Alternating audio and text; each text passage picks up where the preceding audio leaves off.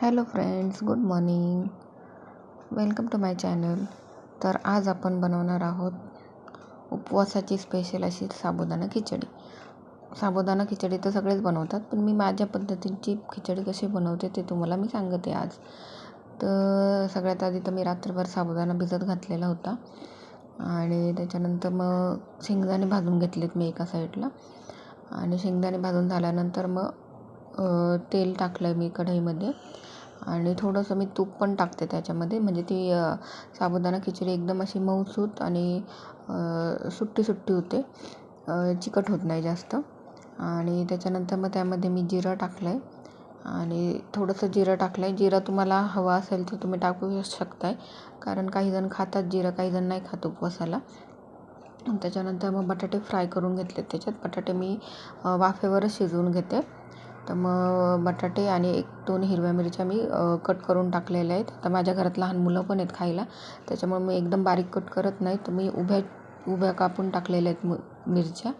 आणि त्याच्यानंतर मग शेंगदाण्याचं मी कूट करून घेतलेलं आहे आणि त्याच्यात पण मी 2-4 हिरव्या मिरच्या टाकलेल्या आहेत वाटून, जेणेकरून थोडंसं चव येते खिचडीला, म्हणजे ते तिखट लागते थोडी.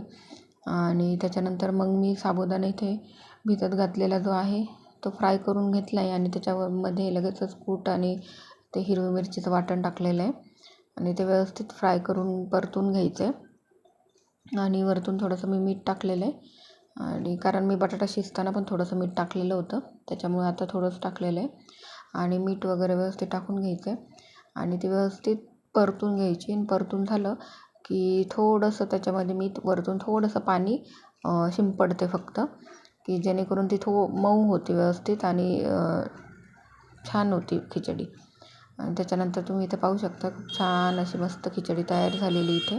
आणि आज मी महाशिवरात्री होती, त्याच्यामुळे मी त्याच्याबरोबर खिचडीबरोबर आज मी हे पण बनवलं होतं, शेंगदाण्याची आमटी बनवलेली होती.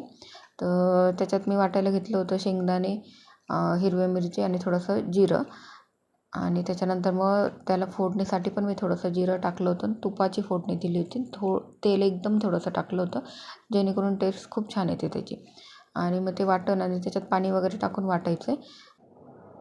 त्याच्यात आपण जेवढं पाणी पाहिजे तेवढं पाणी टाकायचं आहे. आणि त्याच्यानंतर मग अशा प्रकारे एक उकळी येऊन द्यायची त्याला, आणि खूप छान लागते ती शेंगदाण्याची चटणी पण.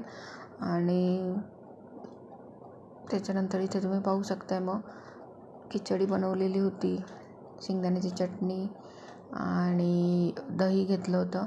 आणि आम्ही मंदिरात गेलो होतो, तिथं प्रसाद भेटलेला, तो पण प्रसाद घेतलेला होता मी. थँक्यू.